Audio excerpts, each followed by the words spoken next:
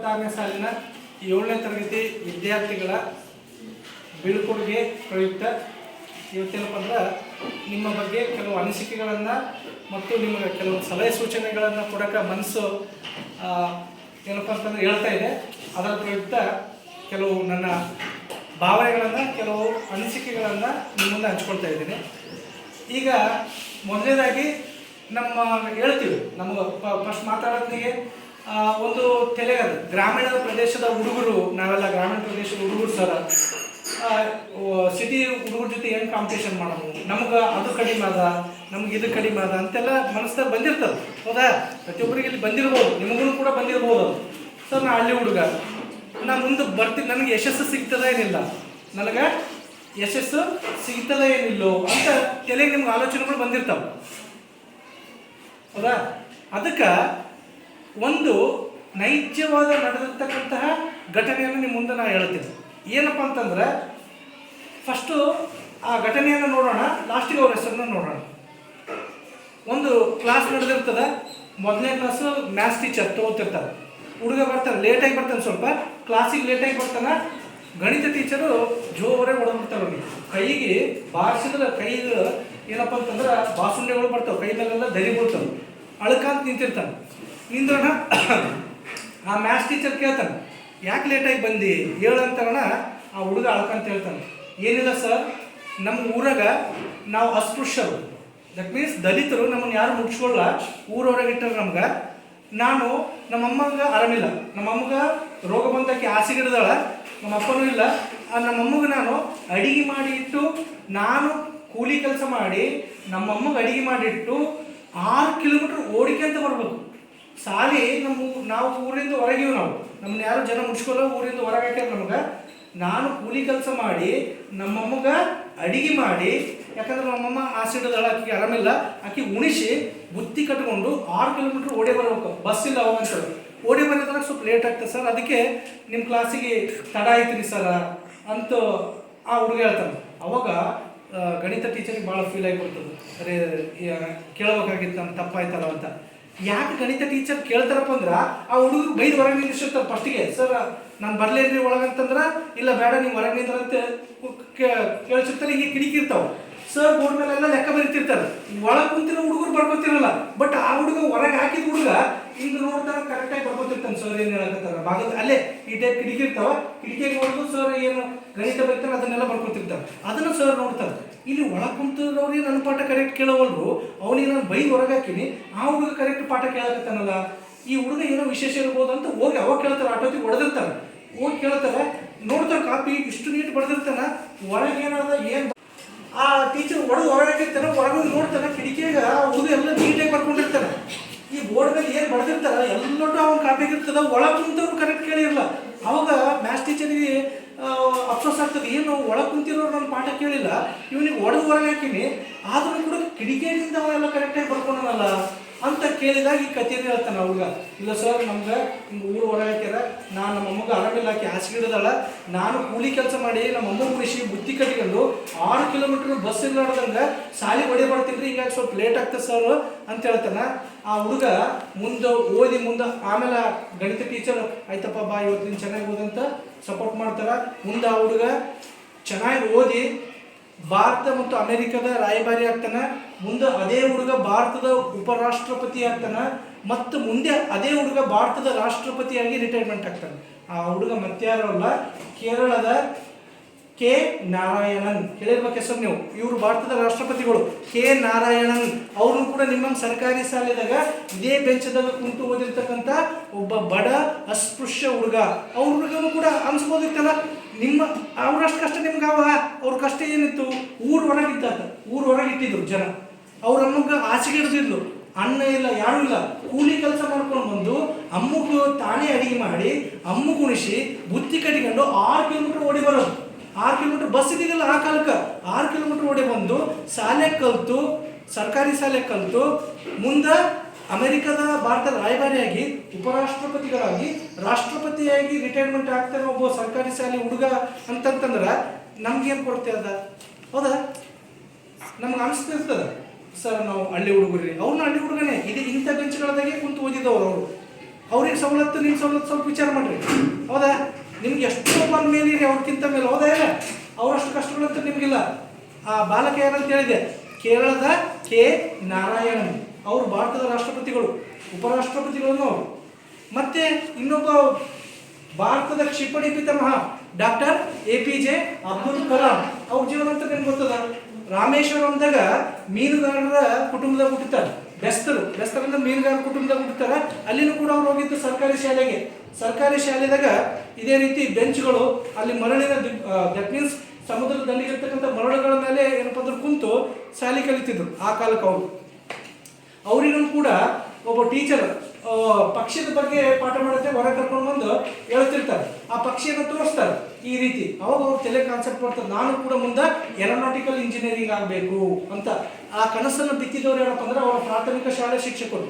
ಅಬ್ದುಲ್ ಕಲಾಂ ಅವರಿಗೆ ಮುಂದೆ ನಾನು ಏರೋನಾಟಿಕಲ್ ಇಂಜಿನಿಯರಿಂಗ್ ಆಗಬೇಕು, ಮುಂದೆ ನಾನು ಕ್ಷಿಪಣಿಗಳನ್ನು ಕಂಡುಹಿಡಿಬೇಕು, ನಾನು ಹಾರಬೇಕು, ಅಕ್ಕಿ ಹಂಗ ಅಂತ ಕನಸನ್ನು ಬಿತ್ತಿದವರು ಏನಪ್ಪ ಅಂದ್ರೆ ಅವರ ಶಾಲೆಯ ಪ್ರಾಥಮಿಕ ಶಾಲಾ ಶಿಕ್ಷಕರು. ಅವ್ರು ಅವತ್ತು ಹೊರ ಕರ್ಕೊಂಡು ಬಂದು ಅಕ್ಕಿ ಯಾವ ರೀತಿ ಆಡ್ತವ, ಅದು ಸೈನ್ಸ್ ಬರ್ತದೆ, ಯಾವ ರೀತಿ ಅಕ್ಕಿ ಆಡ್ತದ, ಅಕ್ಕಿ ರೆಕ್ಕೆಗಳು ಟೊಳ್ಳಾಗಿರೋದ್ರಿಂದ ಅದು ಗಾಳಿ ಹೆಂಗೆ ಆಗ್ತದೆ ಅಂತ ಎಕ್ಸ್ಪ್ಲೇನ್ ಮಾಡ್ತಿರ್ತಾರೆ. ಅದನ್ನ ಬೋರ್ಡ್ ಮೇಲೆ ಹಾಕಿರ್ತಾರೆ. ಒಂದು ಅಕ್ಕಿ ಹೊಂಟಿರ್ತಾರೆ ಹೊರಗೆ.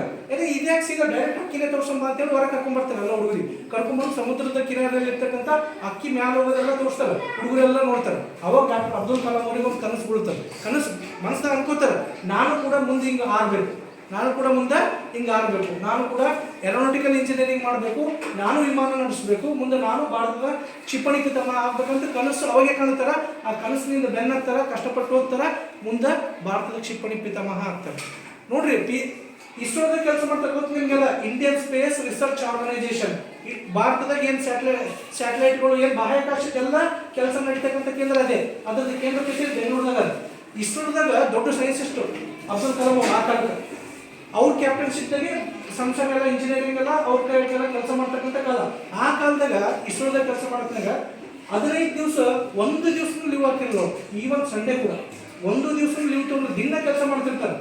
ಅಚಾನಕ್ಕಾಗಿ ಒಂದು ಸರ್ತಿ 15 ದಿವಸ ಲೀವ್ ಆಗ್ತಾರೆ. 15 ದಿವಸ ಲೀವ್ ಹಾಕಿ ನಮ್ಮ ರಾಮೇಶ್ವರಂ ಬರ್ತಾರೆ. ಅಲ್ಲಿ ಇದ್ದವರಿಗೆಲ್ಲ ಪರೇಶಾನ್.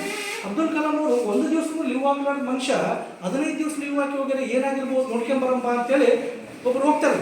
ಆ ಇಸ್ರೋದಾಗಿರ್ತಕ್ಕಂಥ ಒಬ್ಬ ಅವ್ರ ಸಹೋದ್ಯೋಗಿ ಹೋಗಿ ನೋಡ್ತಾರ. ಅಲ್ಲಿ ಏನಾಗಿರ್ತದಪ್ಪ ಅಂದ್ರೆ ಅವ್ರ ಅಣ್ಣಗೆ ಆರಾಮಿರೋಲ್ಲ. ಅಬ್ದುಲ್ ಕಲಾಂ ಅವ್ರ ಅಣ್ಣ ಏನು ಕೆಲಸ ಮಾಡ್ತಿರ್ತಾರೆ ಅಂದ್ರೆ ಪೇಪರ್ ಹಾಕ್ತಿರ್ತಾರೆ ಮನೆ. ಇವರು ಇಸ್ರೋದ ದೊಡ್ಡ ಸೈನ್ಸಿಸ್ಟು. ಇಡೀ ಇಂಡಿಯಾದಾಗೆ ದೊಡ್ಡ ಸಂಸ್ಥೆ ಯಾವುದಪ್ಪ ಅಂದ್ರೆ ಬಾಹ್ಯಾಕಾಶದಾಗ ಇಸ್ರೋ, ಅದ್ರ ಸೈನ್ಸಿಸ್ಟ್ ಇವರು. ಇವ್ರು ಏನು ಮಾಡ್ತಾರಪ್ಪ ಅಂದ್ರೆ ಅಣ್ಣಗೆ ಆರಾಮಿಲ್ಲ ಅಂತೇಳಿ 15 ದಿವಸ ಅಣ್ಣ ಏನು ಕೆಲಸ ಮಾಡ್ತಿದ್ದ, ಪೇಪರ್ ಹಾಕ್ತಿದ್ದ ಮನೆ. ಆ ಪೇಪರ್ ಹಾಕಿ ಕೆಲಸವನ್ನು ಇವ್ರು ಮಾಡ್ತಾರೆ. ಅವ ಬಂದು ಉದ್ಯೋಗಿ ಶಾಕ್ ಆಗ್ತಾನ. ಏನು ಸರ್, ನೀವಿದ್ರೆ ಇಡೀ ಇಂಡಿಯಾದ ಫೇಮಸ್ ಸೈನ್ಸಿಸ್ಟ್, ನೀವು ಇಲ್ಲಿ ಬಂದು ಮನೆಗೆ ಪೇಪರ್ ಹಾಕ್ಲಕತ್ತಿರಲ್ಲ ಅಂತಾರಣ. ಅವು ಅಬ್ದುಲ್ ಕಲಾಂ ಭಾರಿ ಮಾತಾಡ್ತಾರೆ. ಸೈನ್ಸಿಸ್ಟ್ ಇದ್ರೆ ಇಸ್ರೋದಾಗಿರ್ಬೋದು, ಇಲ್ಲಂತಲ್ಲ. ಇಲ್ಲಿ ನಮ್ಮ ಅಣ್ಣಗೆ ಆರಾಮಿಲ್ಲ, ನಮ್ಮ ಅಣ್ಣನ ಕೆಲಸ ಏನಿತ್ತು, ಪೇಪರ್ ಮನೆ ಹಾಕೋದಿತ್ತು. ಈಗ ಅವ ಆಚೆಗಿಡದಲ್ಲ, ಹಿಂಗಾಗಿ ಅವ್ನ ಕೆಲಸವನ್ನು ನಾನು ಮಾಡಕತ್ತೀನಿ. ಕೆಲಸದಾಗ ಯಾವುದು ಮೇಲಲ್ಲ, ಯಾವುದು ಕೀಳಲ್ಲ. ಯಾರ ಬಾಯಿಂದ ಬಂದು ಮಾತಿದು? ಇಸ್ರೋದ ದೊಡ್ಡ ಸೈನ್ಸಿಸ್ಟು, ಅವ್ರಿವ್ರಲ್ಲ, ಟಾಪ್ ಮೋಸ್ಟ್ ಸೈನ್ಸಿಸ್ಟು ಪೇಪರ್ ಹಾಕಿದ್ರು ಅವರು. ಇದು ದೊಡ್ಡವರಿಗೆ ಮಾತ್ರ ಸಾಧ್ಯ. ಅದಕ್ಕೆ ಹೇಳ್ತಾರಲ್ಲ, ತುಂಬಿದ ಕೂಡ ತುಳುಕುವುದಿಲ್ಲ. ಅದಕ್ಕೂ ಪರ್ಫೆಕ್ಟ್ ಎಕ್ಸಾಂಪಲ್ ಏನಪ್ಪ ಅಂತಂದ್ರೆ ಡಾಕ್ಟರ್ ಅಬ್ದುಲ್ ಕಲಾಂ. ಬೇರೆಯವರಾದ್ರೆ ಈಗ ನೋಡ್ರಿ, ನಾವೆಲ್ಲ ನೋಡ್ತಿರ್ತೀವಿ, ಬರೀ ಒಂದು ಸಣ್ಣ ಹುದ್ದೆದಾಗಿದ್ದರೆ ಎಷ್ಟು ಅಹಂಕಾರ ಇರ್ತದೆ.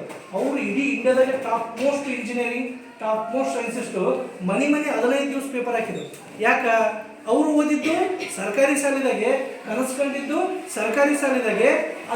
ಅದರಿಂದ ಬೆನ್ನತ್ತಿ ಏನಪ್ಪ ಅಂತಂದ್ರೆ ದೊಡ್ಡ ಹುದ್ದೆಗೆ ಬಂದರು. ದೊಡ್ಡ ಹುದ್ದೆಗೆ ಬಂದ ನಂತರನೂ ಕೂಡ ಅವರ ಏನಪ್ಪ ಅಂದ್ರೆ ತಮ್ಮ ಅಹಂಕಾರವನ್ನೆಲ್ಲ ಮೀರಿ ನಿಂತರು. ಅದಕ್ಕೆ ಅವ್ರನ್ನ ನಾವು ಏನಂತ ಕರಿತೀವಿ?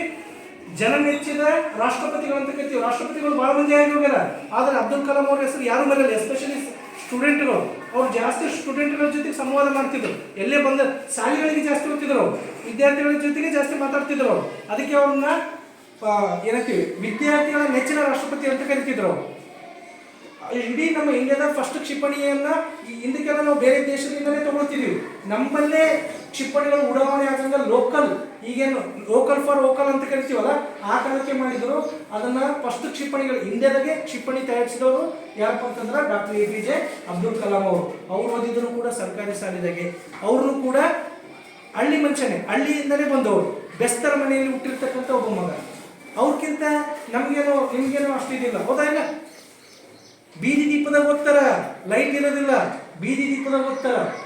ನೀವು ಮನೆಗೆ ಓದ್ತೀರಿ, ಅವ್ರು ಬೀದಿ ದೀಪಗಳು, ಮನೆಗೆ ಲೈಟ್ ಇರಲ್ಲ. ಶಾಲೆ ಓದ್ತಕ್ಕಂಥ ಶಾಲೆ ಈಗೆಲ್ಲ ಸುಸಜ್ಜಿತ ಶಾಲೆ ಅದು, ಅವ್ರಿಗೆ ಅಷ್ಟು ಆ ಅನುಕೂಲ ಇಲ್ಲ. ಆದರೂ ಕೂಡ ಓದಿ ಮುಂದೆ ದೊಡ್ಡ ಏನಪ್ಪ ಅಂದ್ರೆ ಉದ್ಯೋಗ ಬಂತು. ನೀವು ಅಮೆರಿಕದ ಅಧ್ಯಕ್ಷ ಕೇಳಿರಿ, ಅಬ್ರಹಂ ಲಿಂಕನ್ ಹೆಸರು ಕೇಳಿದ್ರೆ? ಅಬ್ರಹಂ ಲಿಂಕನ್ ಕುರಿಕಾಯ ಹುಡುಗ. ಅಬ್ರಹಂ ಲಿಂಕನ್ ಕುರಿ ಕಾಯ್ತಕ್ಕಂಥ ಹುಡುಗ, ಗ್ರಾಮೀಣ ಪ್ರದೇಶದ ಹಳ್ಳಿಗಾರದ ಕುರಿ ಕಾಯ್ತಕ್ಕಂಥ ಹುಡುಗ ಅಮೆರಿಕದ ಅಧ್ಯಕ್ಷ ಆಗ್ತಾನೆ. ಓದಿ ಬಡದು ಶಾಣೆ ಆಗಿ ಅಮೆರಿಕದ ಅಧ್ಯಕ್ಷ ಆಗಿ ಲಾಸ್ಟಿಗೆ ತನ್ನ ಮಗನಿಗೆ ಶಾಲೆಗೆ ಕಳಿಸ್ತಾನ. ಟೀಚರ್ಗೆ ಒಂದು ಪತ್ರ ಬರೀತಾರೆ ನೋಡ್ರಿ, ಭಾಳ ಚಂದ ನೆನ್ಪಿಟ್ಕೊಳ್ರಿ. ಆತ ಅಮೆರಿಕದ ಅಧ್ಯಕ್ಷ ಅವ್ರ ಮಗನಿಗೆ ಶಾಲೆಗೆ ಕಳಿಸಿದಾಗ ಅವ್ರ ಟೀಚರ್ಗೆ ಒಂದು ಲೆಟರ್ ಬರೀತಾನೆ. ಅದೇ ಈ ಸಾಂಗ್, ಕಲಿಸು ಗುರುವೇ ಕಲಿಸು. ಇದು ಆದಲ್ಲ, ಅದ್ರದ್ದು ಇಂಗ್ಲೀಷ್ ವರ್ಷನ್ ಇದು, ಅವ್ರು ಇಂಗ್ಲೀಷ್ದಾಗ ಬರೀತಾರೆ. ಅಂದ್ರೆ ಈಗೇನು ಆ ಸಾಂಗ್ ಆಡ್ತಾರಲ್ಲ ಇವರೆಲ್ಲ, ಅಂದ್ರೆ ಅಧ್ಯಕ್ಷನ ಮಗ ಏನಂತ ಟೀಚರ್ ಏನು ಅವನಿಗೆ ಸಲಿಗೆ ಕೊಡಬೇಡ, ಅವನಿಗೆ ಹೊಡಿ, ಅವನಿಗೆ ಶಾಣೆ ಮಾಡು, ಅವನಿಗೆ ಏನು ವಿದ್ಯೆ ಕೊಡೋದು ಕೊಡು. ಅವ ರಾಷ್ಟ್ರಾಧ್ಯಕ್ಷನ ಮಗ ಅಲ್ಲ, ಅವ ಸಾಮಾನ್ಯ ಪ್ರಜೆಯ ಮಗ ಅಂತಲೇ ತಿಳ್ಕೊವನ. ಅವನ ಒಟ್ಟೆ ಶಾಣೆ ಮಾಡಿ, ಅವನ ರಾಷ್ಟ್ರಪತಿ ಮಗ ಅಂತೇಳಿ ಅಧ್ಯಕ್ಷರ ಮಗ ಅಂತೇಳಿ ಸಲಿಗೆ ಕೊಡಬೇಡ. ಅವನ ನಿನ್ನ ಗರಡಿದಾಗ ಅವನನ್ನು ಬೆಳೆಸು. ಸುಳ್ಳಿನ ನಡುವೆ ಸತ್ಯವನ್ನಾಡುವುದು ಕಲಿಸು. ಸ್ವಾರ್ಥದ ನಡುವೆ ನಿಸ್ವಾರ್ಥಿಯಾಗುವುದ ಕಲಿಸು. ಹೌದಾ? ಈ ಪದಗಳನ್ನೆಲ್ಲ ಬರೆದವರು ಯಾವಪ್ಪ ಲಿಂಕನ್ ಅವರು. ಅವರ ಟೀಚರ್, ಅವ್ರ ಮಗನ ಟೀಚರಿಗೆ ಬರೀತಾರೆ ಇದ್ದಾರೆ ಲೆಟರ್. ಅದು ಗೂಗಲ್ದಾಗ ಸಿಗ್ತದೆ, ಅದನ್ನೇ ಸಾಂಗ್ ಮಾಡ್ಯಾರ, ಕಲಿಸು ಗುರುವೇ ಕಲಿಸು ಅಂತೇಳಿ. ಅದರ ಕನ್ನಡ ವರ್ಷನ್ ಅದು. ಆ ಸಾಂಗನ್ನ ಅದನ್ನು ಬರೆದವ್ರು ಏನಪ್ಪ ಅಂದ್ರೆ ಅಬ್ರಹಂ ಲಿಂಕನ್ ತನ್ನ ಮಗನ ಟೀಚರಿಗೆ ಬರೀತಾರೆ, ನನ್ನ ಮಗನ ಸಲಿಗೆ ಕೊಡ್ಬೇಡ್ರಿ, ಅವನಿಗೆ ಏನು ಕಲಿಸೋದ ಕಲಿಸ್ರಿ ಅಂತ. ಅಬ್ರಹಂ ಲಿಂಕನ್ ಒಬ್ಬ ಕುರಿ ಕಾಯ ಹುಡುಗ, ಆ ಕಾಲಕ್ಕೆ ಅಮೆರಿಕದ ಅಧ್ಯಕ್ಷ. ಓದಿ ಅವತನು ಕೂಡ ಗ್ರಾಮೀಣ ಪ್ರದೇಶದ ಹುಡುಗನೇ. ನಮ್ಮ ಈಗಿನ ಪ್ರಧಾನಮಂತ್ರಿಗಳು ನರೇಂದ್ರ ಮೋದಿ ಅವರು ಚಾ ಮಾರಿದವರು, ನಮ್ಗೆಲ್ಲ ಗೊತ್ತು. ಅವ್ರನ್ನು ಕೂಡ ಓದ್ಯಾರ, ಅಮೆರಿಕನ ಓದ್ಯಾರ. ಅವ್ರನ್ನು ಕೂಡ ಒಂದು ಹಳ್ಳಿಯಿಂದ ಬಂದವರೇ, ಈ ಲೆವೆಲಿಗೆ ಬರಲ್ಲ. ಹೌದಾ? ಹಿಂದಕ್ಕೆ ಪ್ರಧಾನಮಂತ್ರಿಗಳಿದ್ದರು, ನೆನಪದ ಮನಮೋಹನ್ ಸಿಂಗ್ ಅಂತ ನೆನಪದ. ಪಾಕಿಸ್ತಾನದ ಪಂಜಾಬ್, ಈಗಿನ ಅವಾಗಿನ ಭಾರತ ಪಾಕಿಸ್ತಾನ ಒಂದೇ ಇದ್ರು. ಪಂಜಾಬ್ನ ಒಂದು ಹಳ್ಳಿಯಲ್ಲಿ ಹುಟ್ಟಿದವರು ಇಡೀ ಪ್ರಪಂಚಕ್ಕೆ ಒಬ್ಬ ದೊಡ್ಡ ಆರ್ಥಿಕ ತಜ್ಞರು. ಓದಿದ್ದು ಸರ್ಕಾರಿ ಶಾಲೆದಾಗೆ, ಭಾಳ ಕಡು ಬಡತನದಾಗೆ ಓದಾರ. ಅವ್ರನ್ನು ಕೂಡ ನೆನ್ಪಿಟ್ಕೋರಿ, ಕಡು ಬಡತನದಾಗೆ ಪ್ರತಿಭೆಗಳು ಅರಳುತ್ತವ. ಅದಕ್ಕೆ ಶೇಕ್ಸ್ಪಿಯರ್ ಅವ್ರು ಮಾತಾಡ್ತಾನೆ, ಪ್ರತಿಭೆ ಗುಡಿಸಲಲ್ಲಿ ಹುಟ್ಟಿ ಅರಮನೆಯಲ್ಲಿ ಸಾಯುತ್ತದೆ ಅಂತ ಹೇಳ್ತಾನೆ. ಪ್ರತಿಭೆ ಗುಡಿಸಲಲ್ಲಿ ಹುಟ್ಟುತ್ತದ, ಅರಮನೆಗೆ ಸಾಯ್ತದಂತ. ದಟ್ ಮೀನ್ಸ್ ನಾವು ಬಡವನಾಗಿ ಹುಟ್ಟಿದ್ವಿ ಸರ್. ಅದಕ್ಕೆ ಇನ್ನೊಬ್ಬ ಎಂಟರ್ಪ್ರಿನರ್ ಭಾಳ ಚಂದ ಹೇಳ್ತಾನೆ, ಬಿಲ್ ಗೇಟ್ಸ್. ಬಡವನಾಗಿ ಹುಟ್ಟುವುದು ತಪ್ಪಲ್ಲ, ಬಡವನಾಗಿ ಸಾಯುವುದು ತಪ್ಪು. ಬಡತನದಾಗ ಹುಟ್ಟಿಲ್ಲ ಅದು ನಿನ್ನ ತಪ್ಪಲ್ಲ. ನಿಮ್ಮ ಯಾವುದೋ ಮನೆಗೆ ಹುಟ್ಟಿರ್ತೀವಿ, ಬಡವನಾಗಿ ಹುಟ್ಟಿರಿ ಏನು ತೊಂದರೆ ಇಲ್ಲ. ಆದರೂ ಸಾಯಕ್ಕೆ ಶ್ರೀಮಂತ ಆಗ್ಬೇಕು, ಸಾಯಟಿಗೆ ಶ್ರೀಮಂತ ಆಗ್ಬೇಕು. ಬಡವನಾಗಿ ಹುಟ್ಟುವುದು ತಪ್ಪಲ್ಲ, ಆದರೆ ಬಡವನಾಗಿ ಸಾಯುವುದು ಖಂಡಿತ ತಪ್ಪಂತ ಹೇಳ್ತಾನಂತ. ಶೇಕ್ಸ್ಪಿಯರ್ ಏನು ಹೇಳ್ತಾನೆ? ಪ್ರತಿಭೆ ಗುಡಿಸಲಲ್ಲಿ ಹುಟ್ಟಿ ಅರಮನೆಯಲ್ಲಿ ಸಾಯುತ್ತದೆ. ಯಾಕಪ್ಪ ಅಂದ್ರೆ ಎಲ್ಲ ದೊಡ್ಡ ದೊಡ್ಡ ಜಗತ್ತಿಗೆ ವಿಜ್ಞಾನಿಗಳು, ಸಾಹಿತಿಗಳು ಏನು ಅವರೆಲ್ಲ ಬಡತನದಾಗೆ ಬಂದಾರ. 70 to 80% ಅವರೆಲ್ಲ ಬಡವರೇ, ಅವರೆಲ್ಲ ಗ್ರಾಮೀಣ ಪ್ರದೇಶದವ್ರೆ, ಸರ್ಕಾರಿ ಶಾಲೆಗೆ ಓದಿದವ್ರೆ. ಅವ್ರು ಯಾವತ್ತೂ ಕೊಡಲಿಲ್ಲ ನನಗೆ ಏನಪ್ಪ ಸೌಲಭ್ಯಗಳು ಕಡಿಮೆ ಅವ, ನಾನು ಹಳ್ಳಿಯಾಗ ಹುಟ್ಟೀನಿ, ನನಗೆ ಯಾಕೆ ಕೇರ್ ಮಾಡ್ತಾರ, ಇವ್ಯಾವ್ದು ಅವ್ರ ಮನಸ್ಸಿಗೆ ಅನುಕೂಲ ಇಲ್ಲ. ಅವ್ರು ಮುಂದಿದ್ದು ಒಂದೇ ಗುರಿ. ಹಿಂದೆ ಗುರು ಇತ್ತು, ಗುರು ಇದ್ರು, ಮುಂದೇನಿತ್ತು ಗುರಿ ಇತ್ತು. ತಮ್ಮನ್ನು ತಾವೇ ಮಾಡ್ಕೊಂತಂದ್ರೆ ಇಲ್ಲಿ ಯಾರು ಸ್ವಾಮಿ ವಿವೇಕಾನಂದವ್ರು ಹೇಳ್ತಾರೆ, ಜಗತ್ತು ಅಂತಕ್ಕಂಥದ್ದು ಏನಪ್ಪ ಅಂತಂದ್ರೆ ಗರಡಿ ಮನೆ ಇದ್ದಾಗ. ಗರಡಿ ಮನೆ ನೋಡ್ರೆ ಮಲಗಂಬ ಎಲ್ಲ ಮಾಡ್ತಾರಲ್ಲ, ಜಿಮ್ ಗರಡಿ ಮನೆ ಅಂದ್ರೆ ಏನ ಜಿಮ್. ನಾವು ಯಾಕೆ ಬಂದೀವಿ ಇಲ್ಲಪ್ಪ ಅಂದ್ರೆ ನಮ್ಮನ್ನು ನಾವು ಸ್ಟ್ರಾಂಗ್ ಮಾಡ್ಕೋಬೇಕು. ಸ್ಟ್ರಾಂಗ್ ಅಂದ್ರೆ ಬರೀ ಮೈ ಅಷ್ಟೇ ಸ್ಟ್ರಾಂಗ್ ಅಲ್ಲ, ಮೆಂಟಲಿನೂ ಸ್ಟ್ರಾಂಗ್ ಬೇಕು. ಅದೇ ಜಗತ್ತು ಅಂತಕ್ಕಂಥದ್ದು ಗರಡಿ ಮನೆ. ಇಲ್ಲಿ ನಾವೇನಪ್ಪ ಅಂದ್ರೆ ನಮ್ಮ ಬೌದ್ಧಿಕತೆಯನ್ನು ಸ್ಟ್ರಾಂಗ್ ಮಾಡ್ಕೋಬೇಕು. ನಮ್ಮ ಕಾಲದಲ್ಲಿ ನಾವು ನಿಂತ್ಕೊಳ್ಳೋದಂದ್ರೆ ಅದೇ. ನೀವು ಓದಿ ಒಂದು ಉನ್ನತ ಮಟ್ಟಕ್ಕೆ ಬಂದಿರಪ್ಪ ಅಂತಂತಂದ್ರೆ ಇಡೀ ಜಗತ್ತು ನಿಮ್ಮಿಂದ ಬರ್ತದೆ. ಅವಾಗ ನಿಮ್ಮ ಕಥೆಯನ್ನು ಇಡೀ ಜಗತ್ತಿಗೆ ಕೇಳ್ತಾರೆ. ನೆಪಗಳು ಬೇಡ, ನೆಪಗಳು ಇರ್ಬೋದು. ಅವ್ರಿಗೆ ಈಗ ಇಷ್ಟೆಲ್ಲ ಏನಿದಲ್ಲ ಸಾಧಕರಿಗೆ, ಅವ್ರಿಗೆ ಕಷ್ಟಗಳು ಇದ್ದಿದ್ದಿಲ್ಲ. ಅವ್ರಿಗೆ ಕಷ್ಟಗಳಿತ್ತ, ಅವರು ಹಳ್ಳಿ ಮುಂಚೆನೆ, ಅವರು ಸರ್ಕಾರಿ ಶಾಲೆಗೆ ಓದಿದವ್ರೆ, ನಿಮ್ಗಿಂತ ಕಷ್ಟಪಟ್ಟಾರ. ಆದರೂ ಕೂಡ ಅಂತಕ್ಕೆ ಹೋದ್ರಲ್ಲ. ಮತ್ತು ನಮಗೂ ಆಗ್ತದ ಇಲ್ಲ, ಸ್ವಲ್ಪ ಮನಸ್ಸು ಮಾಡೋಕ್ಕಷ್ಟೇ. ಸ್ವಲ್ಪ ಏನಾದರೂ ನಾವು ಮನಸ್ಸು ಮಾಡಿದ್ದೆ ಆದ್ರೆ ಖಂಡಿತವಾಗಿಯೂ ಕೂಡ ಆ ಮಟ್ಟಕ್ಕೆ ಹೋಗ್ಬೋದು. ಅದಕ್ಕೆ ಹೇಳ್ತಾರಲ್ಲ, ಮನುಷ್ಯನಿಂದ ಆಗಲಾರ್ದು ಯಾವುದೂ ಇಲ್ಲ ಅಂತ ಹೇಳ್ತಾರೆ. ಮನುಷ್ಯನಿಂದ ಆಗಲಾರ್ದು ಯಾವುದೂ ಇಲ್ಲ. ದಟ್ ಮೀನ್ಸ್ ನೆಪೋಲಿಯನ್ ಹೇಳ್ತಾನೆ, ಅಸಾಧ್ಯವೆಂಬ ಪದ ನಮ್ಮ ಶಬ್ದಕೋಶದಲ್ಲೇ ಇಲ್ಲ. ಅಸಾಧ್ಯ ಅಂತಕ್ಕಂಥ ಪದ ನನ್ನ ಶಬ್ದಕೋಶದಾಗೆ ಇಲ್ಲ ಅಂತ ಹೇಳ್ತಾರೆ ನೆಪೋಲಿಯನ್. ಅಂದರೆ ಎಲ್ಲವೂ ಸಾಧ್ಯ ನನಗೆ ಅಂತ. ಮನುಷ್ಯ ಮನಸ್ಸು ಮಾಡಿದರೆ ಏನು ಬೇಕಾದ್ರೂ ಕೂಡ ಸಾಧಿಸ್ಬೋದು. ಆ ಸಾಧನೆ ನಿಮ್ಮದಾಗಲಿ. ಸಾಧನೆ ಆಗ್ಬೇಕಪ್ಪ ಅಂತಂದ್ರೆ ನೆನ್ಪಿಟ್ಕೋರಿ, ಸಾಧನೆ ಸೋಮಾರಿಯ ಸ್ವತ್ತಲ್ಲ. ಚಂದ ನೆನ್ಪಿಡ್ರಿ, ಸಾಧನೆ ಸೋಮಾರಿಯ ಸ್ವತ್ತಲ್ಲ, ಸಾಧನೆ ಸಾಧಕನ ಸ್ವತ್ತು. ಸಾಧಕ ಯಾರಪ್ಪ ಅಂದ್ರೆ ಯಾರು ಮೈ ಮುರಿದು ಹಾರ್ಡ್ ವರ್ಕ್ ಮಾಡ್ತಾನೋ ಅವನೇ ಸಾಧಕ. ಅವನೇ ಎಲ್ಲದರಲ್ಲೂ ಮುಂದೆ ಬರ್ತಾನ. ಓದೋದ್ರಾಗಿರ್ಬೋದು, ಬಿಸ್ನೆಸ್ದಾಗ ಆಗಿರ್ಬೋದು, ಕ್ರೀಡೆದಾಗ ಆಗಿರ್ಬೋದು. ನೋಡ್ರಿ, ನೀವೆಲ್ಲ ಬೇರೆ ಬೇರೆ ಫೀಲ್ಡ್ದಾಗ ನೋಡ್ತೀವಲ್ಲ, ಅಲ್ಲೆಲ್ಲ ಫೇಮಸ್ ಹೆಂಗಾಗ್ಯಾರಪ್ಪ ಅಂತಂದ್ರೆ ದುಡ್ಡಿನಿಂದ ಆಗಿಲ್ಲ, ಯಾರ್ದೋ ಇನ್ಫ್ಲೂಯೆನ್ಸಿಂದ ಆಗಿಲ್ಲ. ಅವರು ಕಷ್ಟಪಟ್ಟೆ ಹೋಗ್ಯಾರ. ಪ್ರತಿಯೊಬ್ಬರು ಕೂಡ ಕಷ್ಟಪಟ್ಟೆ ಮೇಲೆ ಬಂದಾರ. ಆ ಮಟ್ಟಕ್ಕೆ ಬರಬೇಕಪ್ಪ ಅಂತಂದ್ರೆ ಹಾರ್ಡ್ ವರ್ಕ್ ಇರ್ಬೇಕು ನಮ್ಮಲ್ಲಿ. ಹಾರ್ಡ್ ವರ್ಕ್ ಪ್ಲಸ್ ಸ್ಮಾರ್ಟ್ ವರ್ಕ್ನೂ ಬೇಕು, ಕೌಶಲ್ಯಗಳನ್ನು ಇರಬೇಕಾಗ್ತದೆ ನಮ್ಮಲ್ಲಿ. ಬರೀ ಹಾರ್ಡ್ ವರ್ಕ್ ಮಾಡಿದ್ರೆ ನಡೆಯಲ್ಲ. ಕೆಲವೊಂದು ಕೌಶಲ್ಯಗಳನ್ನು ಕೂಡ ನಾವು ರೂಢಿ ಮಾಡ್ಕೋಬೇಕಾಗ್ತದ. ಈಗ ಯಾಕಪ್ಪ ಅಂತಂದ್ರೆ ಎಲ್ಲರೂ ಓದ್ತಾರೆ, ಸ್ವಲ್ಪ ಕೆಲವೊಂದು ಕೌಶಲ್ಯಗಳು ಸ್ಕಿಲ್ಗಳನ್ನು ಕೂಡ ನಾವು ಜೀವನದಾಗ ಕಲಿಬೇಕು. ಅದನ್ನು ಕೂಡ ಅಡಾಪ್ಟ್ ಮಾಡ್ಕೋಬೇಕಾಗ್ತದೆ. ಅಂದಾಗ ಮಾತ್ರ ನೀವೇನಪ್ಪ ಅಂತಂದ್ರೆ ಲೈಫ್ನಾಗ ಏನಪ್ಪ ಅಂತಂದ್ರೆ ಮುಂದೆ ಬರ್ಬೋದು. ಈಗ ನೀವು ಮುಂದಿನ ಹಂತಗಳು ಬರ್ತೀರಿ, ಪ್ರೌಢಶಾಲೆಗೆ ಹೋಗ್ತೀರಿ, PUಗೆ ಹೋಗ್ತೀರಿ, ನೆಕ್ಸ್ಟು ಡಿಗ್ರಿಗೆ ಹೋಗ್ತೀರಿ. ಸೊ ಹಿಂಗೆಲ್ಲ ಮುಂದಿನ ಹಂತಗಳು ಬರ್ತಾವ. ನೆನ್ಪಿಟ್ಕೋರಿ, ಈ ಏಜ್ ಆಗಿರ್ತದಪ್ಪ ಅಂತಂದ್ರೆ ನಿಮ್ಗೆ ಇದು ನಾ ಹೇಳ್ತೀನಿ, ಇದನ್ನ ಸೈಕಾಲಜಿದಾಗ ಬೆಳವಣಿಗೆಯ ಬುಗ್ಗಿ ಅಂತ ಕರೀತಾರೆ. ಈ ಏಜ್ದಾಗ ಮನಸ್ಸಿಗೆ, ಮೈಂಡಿಗೆ ಮತ್ತು ಹೃದಯಕ್ಕೆ ಏನಪ್ಪ ಅಂತಂದ್ರೆ ಚಕಮಕಿ ನಡೆದಿರ್ತದೆ. ಮನಸ್ಸಿಗೆ ಏನೋ ಹೇಳ್ತಿರ್ತದ. ಸೊ ಯಾಕಂತಂದ್ರೆ ಇವತ್ತನ ನಾವು ಹೇಳಿದೀವಿ, ಹಾರ್ಮೋನ್ಗಳು ಮನುಷ್ಯನ ದೇಹದಲ್ಲಿ ಬಿಡುಗಡೆ ಆಗ್ತಕ್ಕಂಥ ಹಾರ್ಮೋನ್ಗಳು ಈ ಟೈಮ್ದಾಗ ಬಹಳ ಸ್ಟ್ರಾಂಗ್ ಇರ್ತವೆ, ಆಕ್ಟಿವೇಟೆಡ್ ಆಗಿರ್ತವೆ. ಅದಕ್ಕೆ ಇದಕ್ಕೆ ಟೀನೇಜ್ ಅಂತ ಕರೀತಾರೆ. Teenage 13 to 19, 13ರಿಂದ 19. ಈ ವಯಸ್ಸು ಹೆಂಗಿರ್ತದಪ್ಪ ಅಂದ್ರೆ ಹಾರ್ಮೋನ್ಗಳು ಫುಲ್ ಆಕ್ಟಿವ್ ಕೆಲಸ ಮಾಡ್ತಿರ್ತಾರೆ ಬಾಡಿದಾಗ. ಈ ಫುಲ್ ಮನುಷ್ಯ ಯಾರ ಮಾತನ್ನು ಕೇಳಲ್ಲ, ಅಷ್ಟು ತಾನೇ ಸ್ವಲ್ಪ ಏನೋ ಮಾಡಕ್ಕೆ ಹೋಗ್ತಾನ, ತಪ್ಪುಗಳಾಗ್ತಾವ, ಒಪ್ಪುಗಳಾಗ್ತಾವ. ಅದಕ್ಕೆ ಈ ಏಜನ್ನ ನಾವು ಸ್ವಲ್ಪ ಬಿಗಿ ಹಿಡಿಬೇಕಾಗ್ತದೆ. ದೊಡ್ಡವ್ರ ಮಾತು ಕೇಳಬೇಕು, ಟೀಚರ್ಸ್ ಮಾತು ಕೇಳಬೇಕು. ಯಾಕಂದ್ರೆ ಈ ಏಜ್ ಗೊತ್ತಾಗಲ್ಲ ಯಾವ್ದು ಸರಿ ಯಾವ್ದು ತಪ್ಪು, ಅದು ಯಾವುದು ನಮ್ಮ ಮೈಂಡ್ ಗೊತ್ತಾಗಲ್ಲ. ಯಾಕಪ್ಪ ಅಂದ್ರೆ ಹಾರ್ಮೋನ್ಗಳು ಆ ಟೈಪ್ ಸ್ಟಿಮ್ಯುಲೇಟ್ ಮಾಡ್ತಿರ್ತವೆ, ನಿಮ್ಮನ್ನು ಪ್ರಚೋದಿಸ್ತಿರ್ತವೆ. ಅದನ್ನು ಬಿಗಿಯಾಗಿ ಹಿಡಿದು ನೀವು ಅದನ್ನು ಎಜುಕೇಶನ್ ಕನ್ವರ್ಟ್ ಮಾಡಿದ್ರಪ್ಪ ಅಂದ್ರೆ ಖಂಡಿತ ಜೀವನದಾಗ ಸಕ್ಸಸ್ ಆಗ್ತೀರಿ. ಒಂದೇನಂತ ಹಾರ್ಮೋನ್ಗಳು ನಿಮ್ಮ ಏನು ಪ್ರಚೋದನೆಗೆ ನೀವು ಒಳಗಾದ್ರಿ ಅಪ್ಪ, ಪ್ರಚೋದನೆಗೆ ಒಳಗಾಗಿ ಏನಾದ್ರೂ ಸ್ವಲ್ಪ ದಾರಿ ತಪ್ಪಿದ್ರಪ್ಪ ಅಂತಂದ್ರೆ ಅದೇ ಹಾರ್ಮೋನ್ಗಳು ನಿಮ್ಮನ್ನ ದಾರಿ ತಪ್ಪಿಸ್ಬಿಡ್ತಾವ. ಅವುಗಳನ್ನ ನಿಯಂತ್ರಣದಾಗಿಟ್ಟು ಅವನ್ನ ನೀವು ಎದುರು ತಗೊಂಡು ಬರಬೇಕು.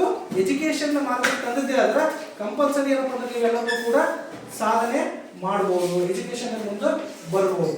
ಇದೇನು ದೊಡ್ಡ ಬ್ರಹ್ಮವಿದ್ಯೇನಲ್ಲ ಎಜುಕೇಶನ್ ಅಂತಕ್ಕಂಥದ್ದು. ಇದಕ್ಕೆ ಸ್ವಲ್ಪ ನಿಮ್ಗೆ ಪರಿಶ್ರಮ ಬೇಕು, ಕಾನ್ಸಂಟ್ರೇಟ್ ಬೇಕು. ಟೀಚರ್ ಏನು ಹೇಳ್ತಾರ ಅವತ್ತಿನ ವರ್ಕ್ ಅವತ್ತೇ ಮಾಡ್ರಿ, ಮತ್ತೇನಿಲ್ಲ.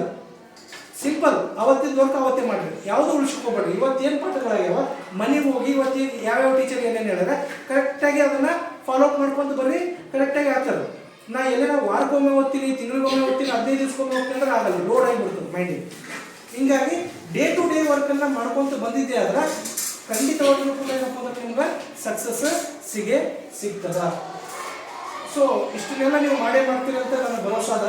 ಇಷ್ಟು ದಿವಸ 1ನೇ ಕ್ಲಾಸಿಂದ 7ನೇ ಕ್ಲಾಸ್ ತನಕ ಇಲ್ಲಿ ಕಲ್ತೀರಿ. ಅನೇಕ ಶಿಕ್ಷಕರು ನಿಮ್ಮ ಜ್ಞಾನದ ಸಸಿಗೆ ನೀರನ್ನು ಎಳೆದಾರ, ಅವ್ರಿಗನ್ನೆಲ್ಲ ನೀವು ನೆನೆಸ್ಕೊಂಡಿರ್ತೀರಿ. ಮುಂದಾದ್ರೂ ಕೂಡ ಹೈಸ್ಕೂಲು PU ಅಂತದನ್ನು ಕೂಡ ಭಾಳಷ್ಟು ಶಿಕ್ಷಕರು ಬರ್ತಾರೆ, ಅವರು ಕೂಡ ನಿಮ್ಮ ಜ್ಞಾನದ ಸಸಿಗೆ ನೀರನ್ನು ಎಳಿತಾರೆ. ಅದನ್ನೆಲ್ಲ ತಗೊಂಡು ಏನಪ್ಪ ಅಂತಂದ್ರೆ ನೀವು ಒಂದು ಶಾಣೆರಾಗಬೇಕು. ಹಾಗೆ ನೀವು ಕೂಡ ಒಂದು 4 ಮಂದಿ ಸಮಾಜ ಸ್ಟ್ಯಾಂಡ್ ಆದ್ಗಳೇ, ಓದಿ ಶಾಣೆಯರಾದ್ಗಳೇ ಬರೀ ಹೆಂಡ್ರು ಮಕ್ಕಳು ಮನೆ ಅಂತ ಅನ್ರಿ ಬೇಡ ಅನ್ನಲ್ಲ, ಸಂಸಾರ ಇರ್ತದ, ಅದನ್ನು ಮೀರಿ ಬೆಳಿಬೇಕು. ಏನಪ್ಪ ಅಂತಂದ್ರೆ ಒಂದು 4 ಮಂದಿಗೆ ನಿಮ್ಮಿಂದ ಸಹಾಯ ಆಗಬೇಕು.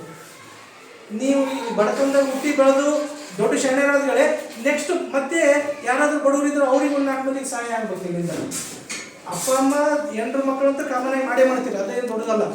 ಸಮಾಜಕ್ಕೆ ನಿಮ್ಮಿಂದ ಕೊಡುಗೆ ಆಗಬೇಕು. ಸಮಾಜಕ್ಕೆ ನಿಮ್ಮಿಂದ ಏನಾದ್ರೂ ಕೊಡುಗೆ ಸಿಗಲೇಬೇಕು. ಯಾಕಂದ್ರೆ ನೀವೆಲ್ಲ ತಗೊಂಡಿದ್ದು ಎಲ್ಲಿಂದ ತಗೊಂಡಿರಿ? ಸಮಾಜದಿಂದಲೇ. ಕೆರೆಯ ನೀರನ್ನು ಕೆರೆಗೆ ಚೆಲ್ಲಬೇಕು ಅಷ್ಟೇ. ತಗೊಂಡಿದ್ದೆಲ್ಲ ಇಲ್ಲಿಂದಲೇ ಕೊಟ್ಟು ಎಲ್ಲಿಗೆ ಹೋಗ್ಬೇಕು, ಇಲ್ಲಿಗೆ ಕೊಟ್ಟು ಹೋಗ್ಬೇಕಾಗ್ತದ. ಏನೆಲ್ಲ ಪಡೆದ್ರಿ ಲಾಸ್ಟಿಗೆ ಅದನ್ನೆಲ್ಲ ತೀರಿಸೋಗ್ಬೇಕು. ಅದಕ್ಕೆ ಹೇಳ್ತಾರಲ್ಲ, ಇದು ಹೇಳ್ತಾರೆ, ಯಾರ ಋಣಗಳು ತಂದೆ ಋಣ, ತಾಯಿ ಋಣ, ಗುರುವಿನ ಋಣ, ಸಮಾಜದ ಋಣ, ದೊಡ್ಡ ಋಣಗಳು ಇವೆಲ್ಲ. ಇವನ್ನ ತೀರಿಸ್ಬೇಕಂದ್ರೆ ಏನು ಮಾಡಬೇಕಪ್ಪ ಅಂತಂದ್ರೆ ಸಿಂಪಲ್, ಸಮಾಜದ ಸೇವಕರಾಗಬೇಕು ಹೊರತು ಸಮಾಜ ಘಾತಕರಾಗಬಾರ್ದು. ನೆನ್ಪಿಟ್ಕೊಳ್ಳಿ, ಸಮಾಜ ಸೇವಕರಾಗಬೇಕು. ನೀವೆಲ್ಲ ಓದಿ ಪಡೆದು ಶಾಣ್ಯರಾಗಿ ಏನಪ್ಪ ಅಂತಂದ್ರೆ ಅದನ್ನ ಸಮಾಜಕ್ಕೆ ಅರ್ಪಿಸಬೇಕು, ಸಮಾಜ ಸೇವನೆ ಮಾಡಬೇಕು. ಮತ್ತೆ ಸಮಾಜ ಘಾತಕರು ಅಂದ್ರೆ ಗೊತ್ತಲ್ಲ ನಿಮ್ಗೆಲ್ಲ, ಆ ಟೈಪ್ ಆಗ್ಬಾರ್ದು. ಸುಳ್ಳು ಹೇಳೋದು, ಮತ್ತೊಬ್ಬರಿಗೆ ಮೋಸ ಮಾಡೋದು, ಕಳ್ಳತನ ಮಾಡೋದು. ಬಸವಣ್ಣ ಹೇಳಿಬಿಟ್ಟನಲ್ಲ, ಕಳಬೇಡ ಕೊಳಬೇಡ, ಹುಸಿಯನ್ನು ನುಡಿಯಬೇಡ, ಮುನಿಯಬೇಡ, ಅನ್ಯರಿಗೆ ಅಸಹ್ಯ ಕೊಡಬೇಡ, ತನ್ನ ಬಣ್ಣಿಸಬೇಡ, ಇದರ ಅಳೆಯಲು ಬೇಡ, ಇದೇ ಅಂತರಂಗ ಶುದ್ಧಿ, ಇದೇ ಬಹಿರಂಗ ಶುದ್ಧಿ, ಇದೇ ನಮ್ಮ ಕೂಡಲ ಸಂಗಮ ದೇವರಲ್ಲಿಸುವ ಪರಿ. ಇವನ್ನೆಲ್ಲ ನೀವು ಜೀವನದಾಗ ಅಡಾಪ್ಟ್ ಮಾಡ್ಕೊಂಡಿದ್ದೆ ಆದ್ರೆ ಖಂಡಿತವಾಗಿಯೂ ಕೂಡ ನೀವು ಕೂಡ ಮುಂದೆ ಬರ್ತೀರಿ, ಸಮಾಜದಾಗ ಒಳ್ಳೆಯ ನಾಗರಿಕರಾಗ್ತೀರಿ. ತಂದೆ ತಾಯಿ ಹುಟ್ಟಿಸಿದ ತಂದೆ ತಾಯಿಗೂ ಪಾಠ ಹೇಳ್ತಕ್ಕಂಥ ಗುರುಗಳಿಗೂ ಕೂಡ ಏನಪ್ಪ ಅಂತಂದ್ರೆ ನೀವು ಏನಪ್ಪ ಅಂತಂದ್ರೆ ಮೆಚ್ಚಿನ ಮಕ್ಕಳಾಗ್ತೀರಿ, ಸಮಾಜಕ್ಕೆ ಒಳ್ಳೆಯ ನಾಗರಿಕರಾಗ್ತೀರಿ ಅಂತ ಹೇಳ್ತಾ ನಿಮ್ಮ ಮುಂದಿನ ಜೀವನ ಸುಖಮಯವಾಗಿರಲಿ. ಭಗವಂತ ಸದಾ ನಿಮ್ಗೇನಪ್ಪ ಅಂದ್ರೆ ಆಶೀರ್ವಾದದಿಂದ ಇಟ್ಟಿರಲಿ. ಚೆನ್ನಾಗಿ ಓದ್ರಿ. ಮುಂದಾದರೂ ಕೂಡ ಕಂಟಿನ್ಯೂ ಹೇಳಿದಲ್ಲ, ನಿರಂತರ ಪ್ರಯತ್ನ ಇರಬೇಕು. Try and try again. ಯಾವತ್ತೂ ನಿಮ್ಮ ಪ್ರಯತ್ನವನ್ನು ನಿಲ್ಲಿಸ್ಬಾಡ್ರಿ until you reach your goal. ನಿಮ್ಮ ಗುರಿ ಮುಟ್ಟೋತನ ನೀವು ನಿಮ್ಮ ಗುರಿ ಮೇಲಿನ ಕಣ್ಣು ತೆಗಿಬೇಡ್ರಿ. ಸೋಲುಗಳು ಬರ್ತಿರ್ತವ, ಅದಕ್ಕೆ ತೆರಿಗೆ ಕೆಡಿಸಬೇಡ್ರಿ, ಮತ್ತೆ ಟ್ರೈ ಮಾಡ್ರಿ. ಅದಕ್ಕೆ ಹೇಳ್ತಾರಲ್ಲ, ವಿವೇಕಾನಂದ ಅವರು ಏನು ಹೇಳ್ತಾರ, ಗುರಿ ಮುಟ್ಟುವವರೆಗೂ ನಿಲ್ಲದಿರಿ, ಹೇಳಿರಿ ಎದ್ದೇಳಿರಿ, ಗುರಿ ಮುಟ್ಟುವವರೆಗೂ ನಿಲ್ಲದಿರಿ. ಹೇಳಿರಿ ಎದ್ದೇಳಿರಿಪ್ಪ ಅಂತಂದ್ರೆ ಅವ್ರು ಹೇಳಿದಂತಂದ್ರೆ ಒಳಗಿನ ಜಾಗರ ಆಗ್ಬೇಕು. ಹೇಳಿರಿ ಅಂತಂದ್ರೆ ಕುಂತಲ್ಲಿ ಎದ್ದೇಳೋದಲ್ಲ, ಮಕ್ಕಂಡವ್ರು ಎದ್ದೇಳೋದಲ್ಲ, ನಿಮ್ಮ ಒಳಗಿನ ಆತ್ಮ ಜಾಗರ ಆಗ್ಬೇಕು. ಜಾಗರ ಆಗಿ ಅದು ಎಲ್ಲಿಗೆ ಹೋಗ್ಬೇಕು, ಗುರಿ ಕಡೆಗೆ ಹೋಗ್ಬೇಕು. ನಾ ಯಾಕೆ ಬಂದೀನಿ, ನನ್ನ ಗುರಿ ಏನಾದ, ನಮ್ಮ ಅಪ್ಪ ಅಮ್ಮ ನನ್ನ ಮೇಲೆ ಏನು ಆಸೆ ಇಟ್ಟಾರ, ಸಮಾಜ ನನ್ನ ಮೇಲೆ ಏನು ಜವಾಬ್ದಾರಿ ವರ್ಷದ, ಅದನ್ನೆಲ್ಲ ನಿಮ್ಮ ತಲೆಗಿಟ್ಕೊಂಡು ಆ ಗುರಿ ಕಡೆಗೆ ನಿಮ್ಮ ದೃಷ್ಟಿಯನ್ನು ನಡ್ರಿ, ಆ ಗುರಿ ಕಡೆಗೆ ಮುಟ್ರಿ. ಆ ಗುರಿಗೆ ಸೇರಿಸ್ಲಿಕ್ಕೆ ಇಡೀ ನಿಮ್ಮ ಪ್ರಕೃತಿ ನಿಮಗೆ ಸಹಾಯ ಮಾಡ್ತದೆ. ಅದನ್ನು ತಗೊಂಡು ಲಾಸ್ಟಿಗೆ ಪ್ರಕೃತಿಗೆ ಸೇವೆಯನ್ನು ಮಾಡಿ ಏನಪ್ಪ ಅಂತಂದ್ರೆ ಈ ಜೀವನದಿಂದ ಸೈನ್ ಆಫ್ ಆಗ್ರಿ. ದೇವರು ನಿಮಗೆಲ್ಲರಿಗೂ ಕೂಡ ಏನಪ್ಪ ಅಂತಂದ್ರೆ ಒಳ್ಳೆಯ ಜೀವನವನ್ನು ಕರುಣಿಸ್ಲಿ ಅಂತ ಹೇಳ್ತಾ, ಭಗವಂತನಲ್ಲಿ ನಿಮ್ಮ ಜೀವನ ಸುಖವಾಗಿಲ್ಲ ಅಂತ ಹೇಳ್ತಾ ನನ್ನ ಮಾತನ್ನು ಮುಗಿಸ್ತೇನೆ.